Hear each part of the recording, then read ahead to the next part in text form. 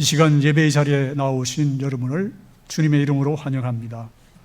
다 같이 일어나셔서 10장 찬송 부르시겠습니다.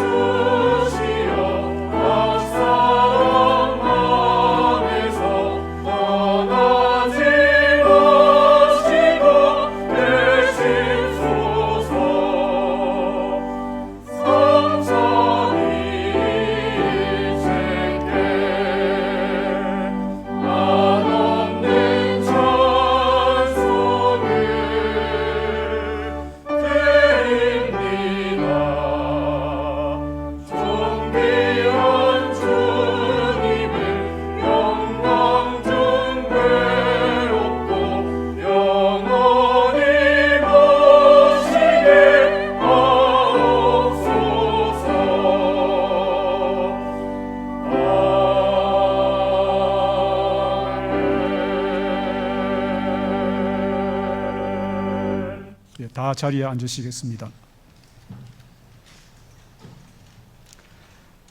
거룩하신 하나님, 갈수록 어려워지는 코로나19 상황 속에서도 저희들의 예배는 멈출 수 없습니다.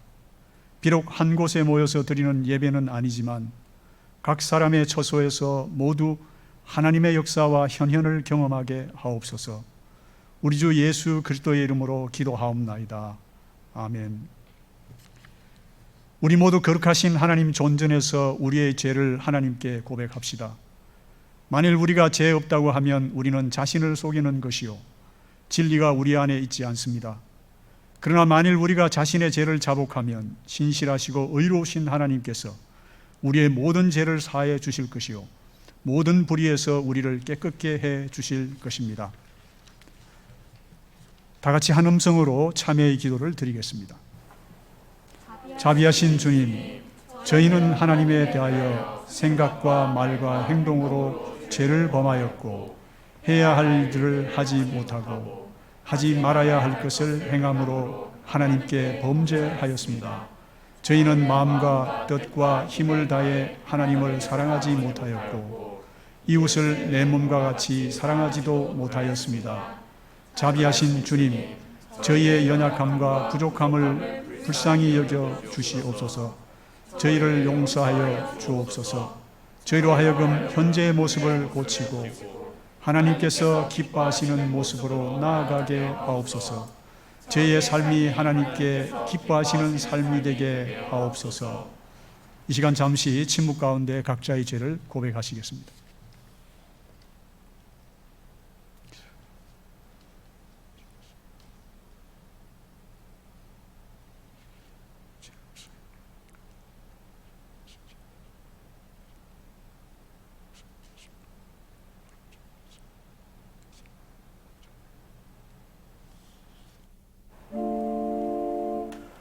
주여 우리를 불쌍히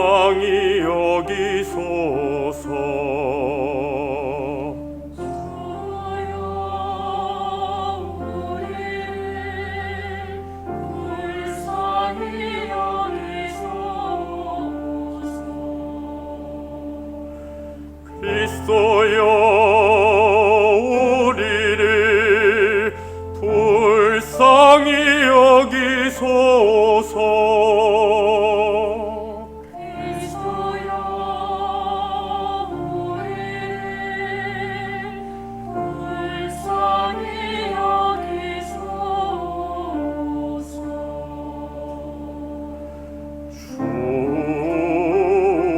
주여 우리를 불쌍히 여기소서. 주여 우리를 불쌍히 여기소서. 여기 기쁜 소식을 들으십시오. 누가 우리를 정죄하겠습니까? 우리가 아직 재현되었을 때에 주님께서 우리를 위해 죽으심으로 우리를 향한 하나님의 사랑을 확정하셨습니다. 누구든지 그리스도 안에 있으면 새로운 피조물입니다. 죄악된 옛 삶은 지나가고 새 삶이 시작되었습니다. 예수 그리스도의 이름으로 우리는 용서함을 받았습니다. 아멘. 찬양 성부 성자 성령 성삼위일체께 영원 무궁하기까지 영광을 돌리세. 영광을 돌리세.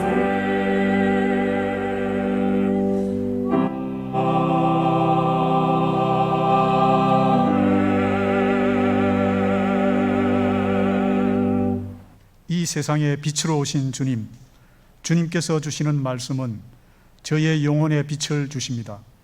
지금 주시는 말씀을 들을 때에 저희의 마음과 생각이 거룩해지고 저희의 삶이 주님께 더 나아가도록 성령께서 지혜의 영을 부어 주십시오.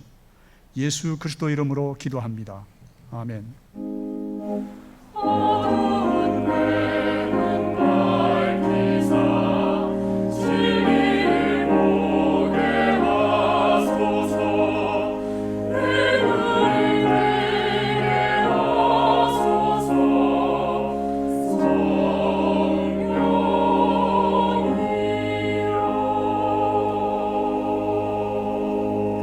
성령이여. 오늘 우리에게 주시는 구약의 말씀은 시편 15편입니다. 여호와여, 주의 장막에 머무를 자 누구오며 주의 성산에 사는 자 누구오니까? 정직하게 행하며 공의를 실천하며 그의 마음에 진실을 말하며 그의 혀로 남을 허물하지 아니하고 그의 이웃에게 악을 행하지 아니하며 그의 이웃을 비방하지 아니하며 그의 눈은 망령된 자를 멸시하며 여호와를 두려워하는 자들을 존대하며 그의 마음에 소원한 것은 해로울지라도 변하지 아니하며 이자를 받으려고 돈을 구워주지 아니하며 뇌물을 받고 무죄한 자를 해하지 아니하는 자이니 이런 일을 행하는 자는 영원히 흔들리지 아니하리로다. 이것은 주님의 말씀입니다. 큰 영광 중에 계신 주 나 찬송합니다. 영원히 계신 주를 나 찬송합니다.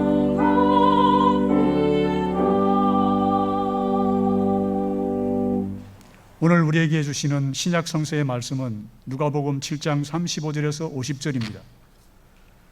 한 바리새인이 예수께 자기와 함께 잡수시기를 청하니 이에 바리새인의 집에 들어가 앉으셨을 때에 그 동네에 죄를 지은 한 여자가 있어 예수께서 바리새인의 집에 앉아 계심을 알고 향유 담은 옥합을 가지고 와서 예수의 뒤로 그 발 곁에 서서 울며 눈물로 그 발을 적시고 자기 머리털로 닦고 그 발에 입 맞추고 향유를 부으니 예수를 청한 바리새인이 그것을 보고 마음에 이르되 이 사람이 만일 선지자라면 자기를 만지는 이 여자가 누구며 어떠한 자 곧 죄인인 줄을 알았으리라 하거늘 예수께서 대답하여 이르시되 시몬아 내가 내게 이를 말이 있다 하시니 그가 이르되 선생님 말씀하소서. 이르시되 빚 주는 사람에게 빚진 자가 둘이 있어 하나는 500데나리온을 졌고 하나는 50데나리온을 졌는데 갚을 것이 없으므로 둘 다 탕감하여 주었으니 둘 중에 누가 그를 더 사랑하겠느냐. 시몬이 대답하여 이르되 내 생각에는 많이 탕감함을 받은 자니이다. 이르시되 내 판단이 옳다 하시고 그 여자를 돌아보시며 시몬에게 이르시되 이 여자를 보느냐.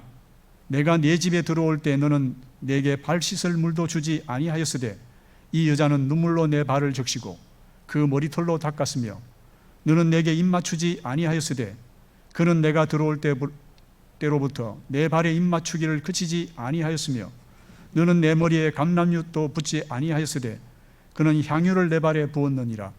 이러므로 내가 내게 말하노니 그의 많은 죄가 사하여졌도다. 이는 그의 사랑함이 많음이라. 사함을 받은 일이 적은 자는 적게 사랑하느니라. 이에 여자에게 이르시되 내 죄 사함을 받았느니라 하시니 함께 앉아있는 자들이 속으로 말하되 이가 누구이기에 죄도 사하는가 하더라. 예수께서 여자에게 이르시되 내 믿음이 너를 구원하였으니 평안히 가라 하시니라. 이것은 주님의 말씀입니다. 한없이 크신 능력을 나 찬송합니다.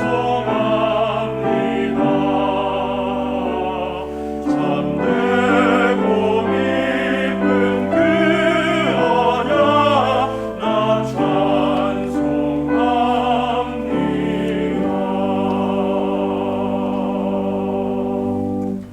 이제 예배학과 목회 현장 훈련을 담당하고 계시는 김형락 교수님 나오셔서 채권 추심을 해볼까요? 하는 제목으로 우리에게 말씀을 주시겠습니다.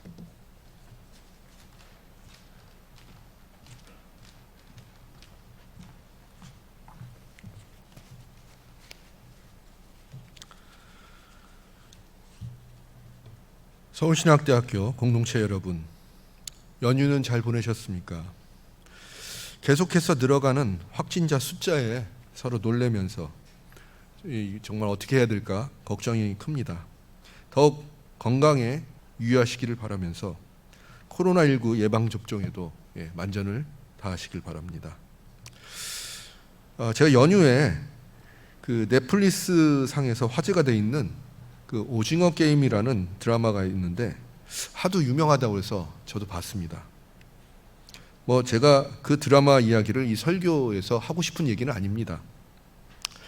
그 제목인 그 오징어 게임이라는 그 게임을 몇십 년 만에 다시 봤습니다. 아마 지금 이 화면을 보고 계시는 우리 신대원 학생들은 잘 모를 거예요.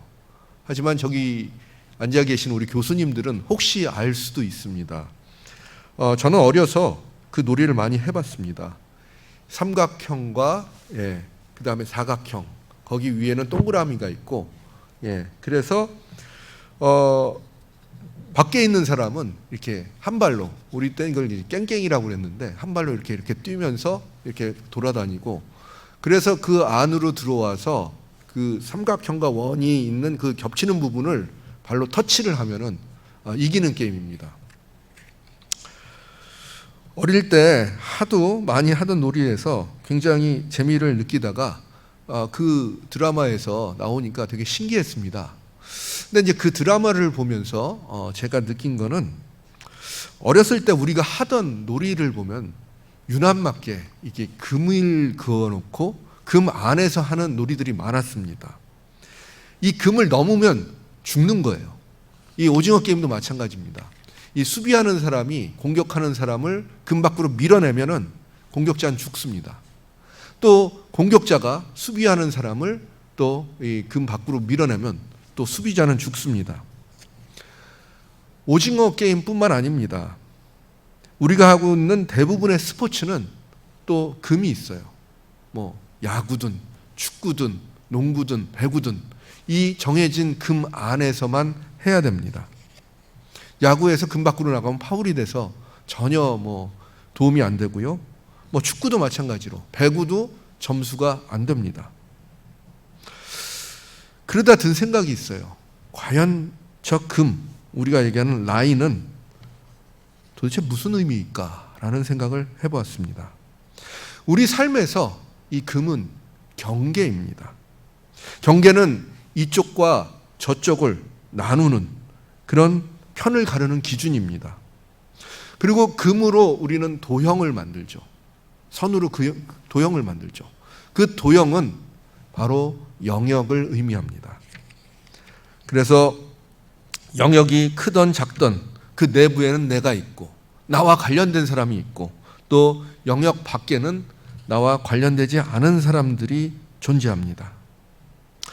아마도 우리는 이러한 형태를 매우 오랫동안 살아왔기 때문에 이런 영역과 경계에 대해서 크게 인식하지 않을 수도 있습니다. 우리 삶 속에는요, 이렇게 보이는 금인 경계선이 있기도 하지만 또 보이지 않는 영역과 선도 존재합니다. 미국에서도 그런 말이 있어요. 유리천장이란 말이 있습니다. 유리천장. 이 단어가 여러분에게도 낯설지는 않을 겁니다. 보이지 않는다는 천장이죠. 유리는 투명하니까 보이지 않잖아요. 그런데 천장을 향해서 내가 이렇게 가려고 하는데 갑자기 유리에 걸리는 겁니다. 더 이상 올라갈 수 없게끔 막아놓은 천장을 말하는 거죠. 과거에 우리 사회가 신분차별이 있던 사회에서는 보이는 영역인 담이 존재했어요. 그리고 성 같은 거는 굉장히 높게 담을 높이 세워가지고 바깥 사람이 안에 들어오지 못하게 했습니다. 하지만 지금 우리 사회는 그런 사회는 아닙니다. 하지만 보이지 않는 유리와 같은 벽들이 존재하고 맙니다. 이렇게 보이지 않는 벽 그리고 보이지 않는 천장이 많은 이들을 힘들게 하고 좌절하게도 합니다. 사실 저는 오늘 읽은 이 본문에서 이렇게 보이지 않는 선으로 만들어진 영역을 보게 되었습니다. 오늘 본문은 예수님께서 시몬이라는 바리새인의 집에 초대되는 장면으로 시작이 됩니다. 아마 예수님께서 많은 사람들을 고치시고 또 권위 있는 말씀을 하셨기 때문에 이 바리새인은 예수님의 말씀을 듣기 위해서 예수님을 자기 집으로 초대하지 않았을까 생각을 합니다. 아니면 예수님이 누군지 궁금했기 때문에 그 정체를 알기 위해서 예수님을 초대했는지도 모릅니다. 어쨌든 예수님께서는 그 사람의 초대를 수락하시고 그의 집으로 갔습니다. 그런데 그의 집에서 한참 식사를 하는 동안에 이상한 일을 겪습니다. 본문에 보면 어떤 죄 지은 여인이 그 집에 들어왔다고 합니다. 물론 이런 잔치에 많은 사람이 초대가 됐기 때문에 그 준비된 음식을 대접받으러 사람이 오기도 합니다. 그런데 이 여인은 그 음식을 먹으러 온 사람이 아니었습니다. 오늘 성경 본문에 보면 이 여인은 갑자기 무릎을 꿇고 예수님의 발을 자기의 눈물로 적셨습니다. 얼마나 많은 눈물을 흘렸기에 바로 눈물로 발을 적셨을 수 있었을까요? 그리고 자신의 머리카락으로 그 예수님의 발을 닦았습니다. 그리고 자기가 준비한 향유를 꺼내서 그것을 깨트려서 예수님의 발에 부었습니다. 참으로 기이한 일입니다. 이 여인은 누구였으며 왜 이런 일을 했는지 성경은 자세하게 기록하고 있지는 않습니다. 다만 그 여인에 대한 그 한마디 기술이 있습니다. 바로 뭐냐면 바로 이 여인은 죄인이었다는 그 한마디 기술만 있을 뿐입니다. 도대체 어떤 죄를 지었을까 궁금합니다.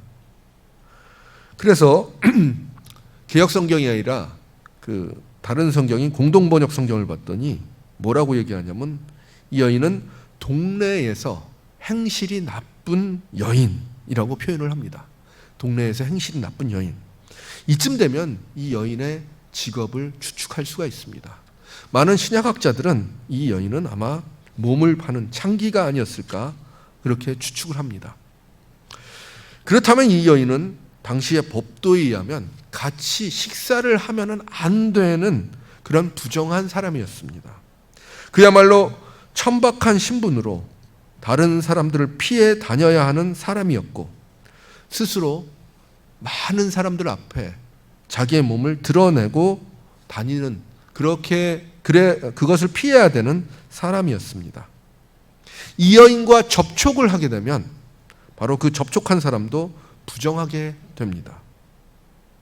그렇기 때문에 오늘 잔치를 베푼 시몬이라는 바리새인은 이 광경에 발끈합니다.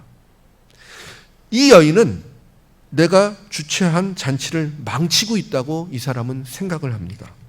아니, 이 천한 여자가 어디서 내가 선생님을 모신 자리에서 이 잔치를 부정하게 하고 있어? 그런데 오늘 손님으로 오신 예수님은 그 여자가 태연하게 그런 행동을 하는데도 태연하게 아무 말 없이 받아주고 계십니다. 그녀의 눈물과 씻김, 그리고 향유를 쏟아 부을 때까지 그저 바라만 보고 계셨습니다. 어쩌면 이러한 예수님의 모습이 집주인을 더 불쾌하게 만들었는지도 모릅니다. 아니, 이분은 선지자라고 해서 내가 집으로 초대했는데 아니 왜 이 여자의 행동을 제지하지 않는 거지? 이런 생각을 했을지도 모릅니다. 그러면서 그 생각을 입 밖으로 툭 내뱉습니다. 아니, 이분은 선지자라면서 이 여인이 누군지도 모르는 건지, 이 여자는 죄인인데 접촉을 하면 부정하게 되는데 왜 그냥 놔두는 거야? 여러분, 우리 모두 다 바리새파 사람들을 알지 않습니까? 그들의 엄격한 율법을 지키려는 노력을 우리는 다 알고 있습니다. 율법이 금한 것은 절대 하지 않고, 율법에 부정한 것이라면 절대 손대지 않고, 율법에 천한 사람이라면 절대 상종하지도 않고, 이러한 삶의 기준을 가진 이 시몬이라는 사람에게는 예수님의 행동은 전혀 이해가 가지 않습니다. 예수님은 이 사람의 이야기를 들으신 건지는 잘 모르겠지만 이제부터 그에게 한 이야기를 하십니다. 예수님께서 빚을 진 두 사람의 이야기를 하십니다. 한 사람은 500데나리온 빚진 사람이었고 한 사람은 50데나리온 빚진 사람입니다. 채권자는, 즉 주인은 이 두 사람의 빚이 너무 가혹하다고 생각을 했습니다. 그래서 이 빚을 탕감해 주기로 했습니다. 그리고 이 이야기를 마치면서 예수님은 집주인 시몬에게 묻습니다. 이 두 사람 중에 누가 더 주인에게 감사하겠느냐? 누가 주인을 더 사랑하겠느냐? 이렇게 묻습니다. 시몬은 대답합니다. 더 많은 돈을 탕감받은 사람이 당연히 더 사랑할 것입니다. 이렇게 말합니다. 이건 당연하죠. 만약에 예수님께서 우리에게 물어보셨어도 우리는 똑같이 대답을 했을 것입니다. 돈을 500만 원 탕감받은 사람하고 5천만 원 탕감받은 사람하고 이 감사함에는 온도차가 당연히 있을 수 있습니다. 저는 이 말씀하신 예수님의 의도가 바로 이 시몬이 바로 더 많이 탕감받은 사람이 더 많이 사랑할 것입니다 라는 그런 대답을 듣기 위해서 예수님께서는 이 이야기를 하지 않았을까 생각합니다. 저는 일종의 예수님께서 치신 덫이라고 생각합니다. 여러분, 선한 사마리아인의 비유를 생각을 하시기 바랍니다. 바로 질문을 했던 그 청년에게 누가 더 진실한 친구냐고 물어보시는 그 모습과 굉장히 비슷하게 느껴집니다. 왜냐하면 예수님의 이 이야기는 바로 지금 상황을 빗대어 말씀을 하고 계시기 때문입니다. 예수님께서 그 말을 듣자마자 그래, 내 말이 맞구나 하고 맞장구를 치시고 잔치의 주인인 시몬에게 말씀하십니다. 그런데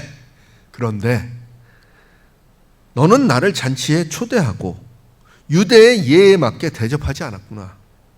내 발을 씻길 물도 주지 않고 손님에게 인사로 하는 손에 입맞춤도 하지 않고 머리에 감람유도 바르지 않았다. 네가 한 일이라고 뭐니? 그저 밥만 대접한 거다. 이렇게 말씀을 하십니다.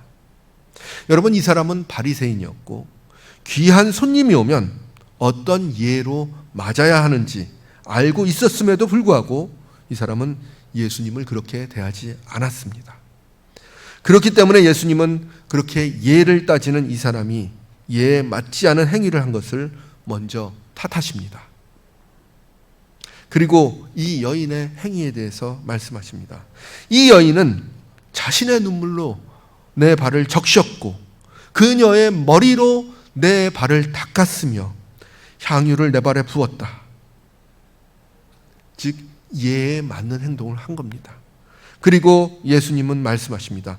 이 여인의 죄가 많았지만 많이 용서받아서 많이 사랑한 것이고 적게 용서받은 사람은 적게 사랑한다고 말씀을 하십니다.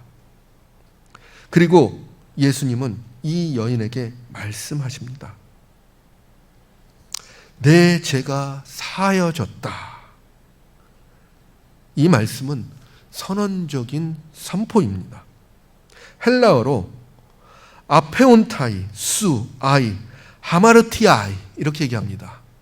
여기서 동사는요 아페온타인데 이게 사실 내보내다라는 그런 뜻을 가지고 있어요. 그런데 이게 3인칭, 복수, 그리고 수동태입니다. 갑자기 제가 파스를 하고 있습니다. 그런데 제일 중요한 건 시제예요. 시제. 시제는 뭐냐면 완료태입니다. 완료태는 것은 이미 끝났다는 얘기예요. 그것이 이미 마쳤다는 얘기입니다. 종결이 됐다는 얘기죠. 그러니까 그 여인의 죄는 이미 용서되었다라는 이야기를 하고 있습니다. 바로 그 행동을 할 때 그 여인은 용서를 받았다는 것입니다. 여러분, 이 본문에서 우리는 무엇을 보아야 될까요? 저는 먼저 바리새인 시몬의 거룩해지기 위한 욕망, 그리고 정결함을 지키고 살려는 의지를 보았습니다. 자신은 율법대로 정결하게 살기 위해서 부정한 모든 것들로부터 스스로 접촉하지 않으려는 그 의지를 보았습니다. 어쩌면 지금 코로나19 상황에 맞을 수도 있습니다. 비접촉, 비대면 그런 시대니까요. 여러분, 이 사람은 그런 삶을 살기 위해서 보이지 않는 금을 긋고 자신의 영역을 지키고 영역을 침범하려는 비체들, 비천한 아브젝시옹, 바로 줄리아 크리스테바가 얘기했던 그 비천한 사람들을 오징어 게임을 하듯이 영역 밖으로 밀어내려고 하고 있습니다.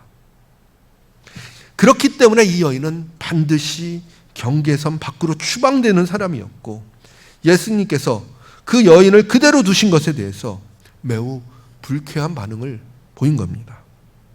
그러나 예수님께서는 바로 이 시몬의 영역 안으로 들어가셔서 시몬과도 접촉을 하시고 그리고 비천하게 죄 지은 이 여인과도 가까이 하시면서 물리지 아니시고 그가 하고 싶었던 행동을 그대로 하게 내버려 두셨습니다. 예수님께서는 바로 이 시몬이 만든 경계를 허물어뜨리시고 서로 어울리지 않는 두 사람과 함께 하고 계십니다. 저는 여기에서 예수님의 이 모습이 500데나리온 빚진 자나 50데나리온 빚진 자의 빚을 탕감한 주인의 모습과도 같다고 생각을 합니다. 오늘 이야기 속에서 두 빚진 자들은 금액이 크든 작든 간에 갚을 능력이 없기 때문에 아무 조건 없이 주인이 빚을 탕감해 줬습니다. 조금이라도 갚으려고 하지 않고 야, 너 뭐 얼마 있으면 조금이라도 갚아봐 이런 얘기를 안 했습니다. 통 크게 다 탕감해 주셨습니다. 그런데 시몬의 태도는 50데나리온 탕감받은 자가 500데나리온 탕감받은 사람을 나무라는 태도입니다. 야, 넌 어떻게 양심도 없이 그렇게 많은 빚을 지고 살 수 있냐? 난 너 같은 사람하고 같이 있는 것도 불쾌하구나.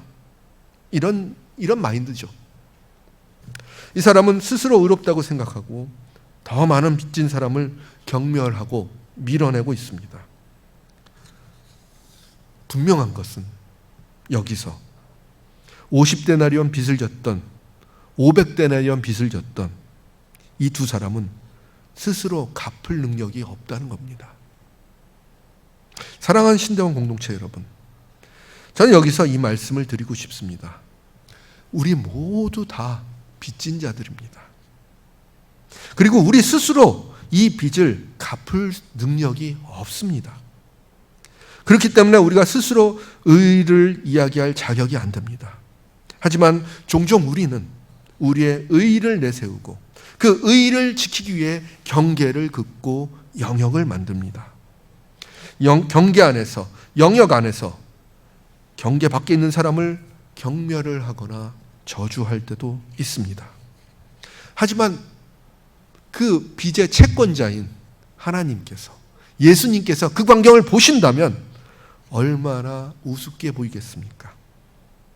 채권자 입장에서는 갚을 능력도 없는 사람들이 그래서 빚을 탕감을 해줬더니 채권자끼리 누가 더 심한 빚쟁이인지를 논하고 있는 그런 광경입니다. 저는 이 본문을 읽을 때마다 가끔 그런 생각을 해봅니다. 만약 채권자인 이 주인이 마음이 바뀐다면 어떻게 될까라는 생각을 해봅니다. 그분께서 우리의 빚을 갚으라고 하시고 능력이 없음을 아시고, 그러니까 우리가 갚을 능력이 없는 걸 아시니까 만약에 우리에게 채권 추심을 하신다면 과연 우리는 어떻게 될까요? 이런 생각을 하면 아찔합니다. 여러분, 채권 추심을 하면요, 여러분 우리가 가진 거 모두 다 내놔야죠. 뭐 부동산이든 현금이든 가치가 있는 뭐 물품이든 다 경매 처분을 하고 내놔야 됩니다. 하나님께서 그렇게 채권 추심을 하면은 아무도 무사할 사람이 없습니다. 부동산이나 현금 재산의 압류로 끝날 일이 아닌 걸 우리 모두 압니다. 하지만 예수님께서는 그렇게 하지 않으시고 우리의 모든 것을 탕감해 주셨기 때문에 우리는 이 땅에 살고 있는 겁니다. 그렇기 때문에 우리는 겸손한 마음으로 서로를 사랑하면서 살아야 합니다. 만약에 우리가 그렇게 살지 않는다면 마지막 때에 하나님의 강력한 채권 추심이 우리에게 임할지도 모릅니다. 설교 마지막에 한 이야기를 하려고 합니다. 6세기에 가자 지역의 수도승이었던 아바 도로테우스의 이야기를 하려고 합니다. 그는 이제 사람들에게 하나님 사랑과 이웃 사랑에 대한 이야기를 가르치면서 도형을 가지고 가르칩니다. 자, 여러분, 우리 이제 원을 그리면은요, 원을 그리면 어떻게 합니까? 원의 중심에 컴파스를 놓고 그리고 이 다리를 이용해서 원을 쭉 그립니다. 그러면 가운데를 원의 중심이고요, 원둘레가 이렇게 생성이 되죠. 도로테우스는요, 원의 중심을 하나님이라고 이야기합니다. 그리고 원의 둘레에 있는 수많은 무수한 점이 바로 우리 인간 사이라고 합니다. 인간들이라고 얘기를 하죠. 그죠? 자, 하나님과 원 둘레의 그 원 중심과 원 둘레의 그 거리를 우리가 반지름이라고 하잖아요. 이게 하나님과 우리의 관계입니다. 자, 그러면 사람과 사람 사이의 관계가 있고 하나님과 우리 사이의 관계가 있습니다. 그런데 도로테우스는 뭐라고 얘기하느냐? 우리가 하나님에 가까워지면은 바로 A과 B라는 그 사이에 있는 그 원 둘레의 사이도 더 가까워진다는 얘기예요. 왜냐하면 원이 줄기 때문에, 그렇죠? 원이 줄기 때문에, 원의 길이가 줄기 때문에 그 사이가 더 가까워져야 된다는 그런 얘기를 합니다. 그래서 아바 도로테우스는요, 이 도형을 설명하면서 우리, 즉 그리스도인들이 하나님과 가까워지면 가까워질수록 우리 이웃 사이의 거리도 가까워져야 된다고 주장을 합니다. 그렇습니다. 우리가 하나님과 가까워지면 우리가 세운 경계와 영역은 허물어져야 됩니다. 도로테우스의 설명에 의한다면 오늘 본문의 시몬은 스스로 자기가 하나님과 가까워진다고 생각을 했지만 그의 행위는 좀 더 하나님과 멀어지는 행위였습니다. 왜냐하면 이웃과 멀어졌기 때문에 그만큼 하나님과도 멀어졌기 때문입니다. 나의 의의를 높이고 다른 이를 판단하는 선과 영역, 그리고 그것을 지탱하는 모든 구조와 제도, 이 모두 허물어져야 됩니다. 그것이 예수님께서 이 땅에 오셔서 선포하신 하나님 나라의 실체입니다. 사랑하는 서울신학대학교 공동체 여러분, 하나님을 사랑하십니까? 그러면 우리 안에 그어진 선을 지우고 경계를 없애십시오. 우리 이웃과의 거리를 가깝게 하십시오. 그것이 우리가 이 땅에서 하나님 나라를 실현하는 방법입니다.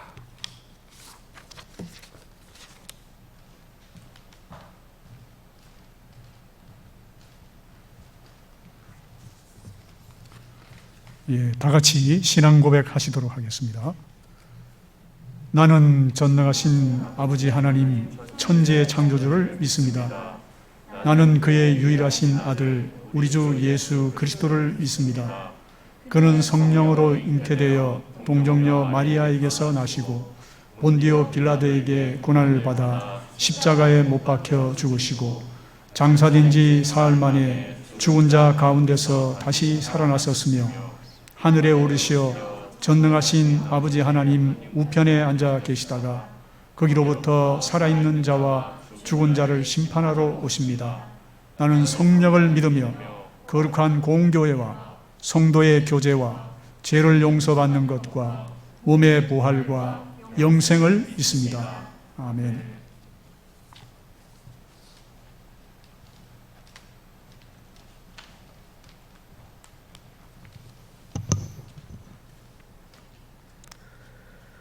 주님, 저희들이 주님 앞에 나와 간절히 기도합니다. 저희의 기도를 들어주소서. 간절한 이 기도를 들어주소서.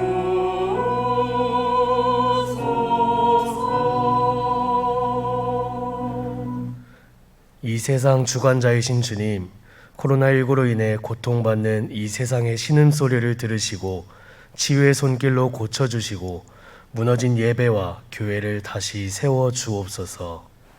간절한 이 기도를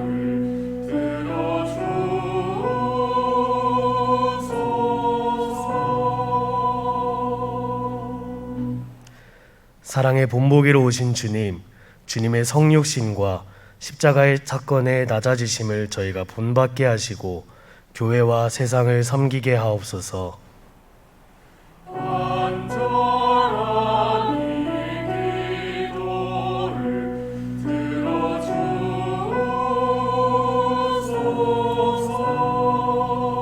들어주소서. 보혜사 성령을 보내주신 주님, 성령께서 저희 안에 내주하시어 저희를 변화시키시고 성결한 삶을 살게 하옵시고 성령께서 주시는 열매를 맺음으로 그리스도의 향기가 묻어나는 그리스도인이 되게 하옵소서. 간절한 이 기도를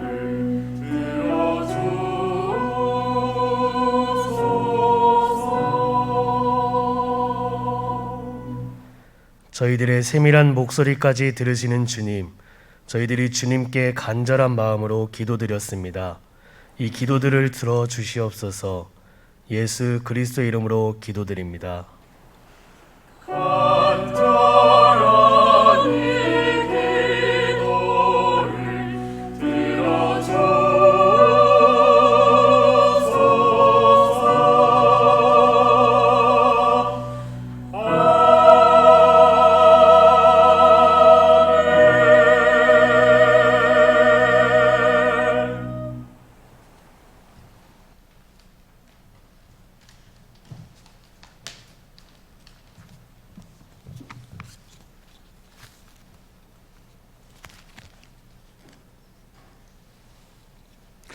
예, 알리는 말씀입니다. 신학대학원 교학과에서 카우만 강좌, 날짜가 아마 지금 밑에 카우만 강좌 10월 5일로 되어 있는데 아마 10월 2일로 잘못되어 있는 것 같습니다.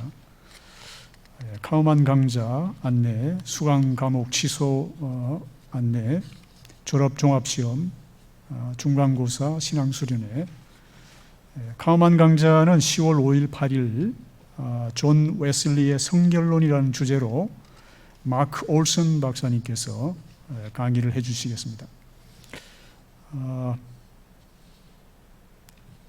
그 다음에 신학대학원 원우회에서 신대원 학술제 포스트 코로나 시대의 성결신학이라고 하는 주제를 가지고 11월 8일 날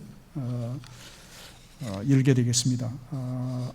많이 참여하셔서 열띤 학술제가 되기를 바랍니다.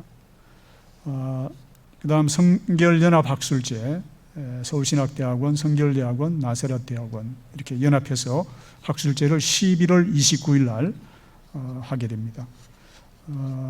그리고 9월 F데이, F가 아마 Every Praise Day라고 하는 것을 줄여서 F데이라고 말하는 것 같습니다.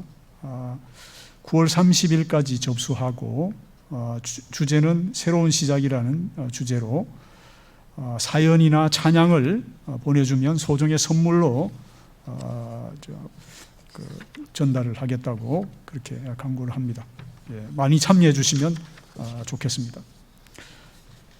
모든 경계를 허물기 위해 오신 예수님을 본받고 도래할 완전한 하나님의 나라를 소망하면서 이제 여러분을 평화의 사도요 예수님의 참 제자로 파송합니다.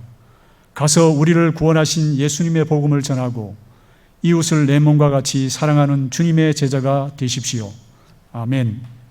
자, 이제 다 같이 일어나셔서 찬양 540장 찬송 부르시겠습니다.